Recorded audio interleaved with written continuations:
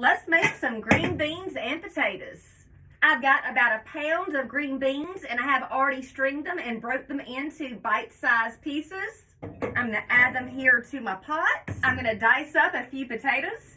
I just chopped up 3 potatoes about this size and I slice them into about 1-inch hunks. I'm going to add these to my pot. I've got some low sodium chicken broth. You can also use vegetable broth. And I'm going to pour this in.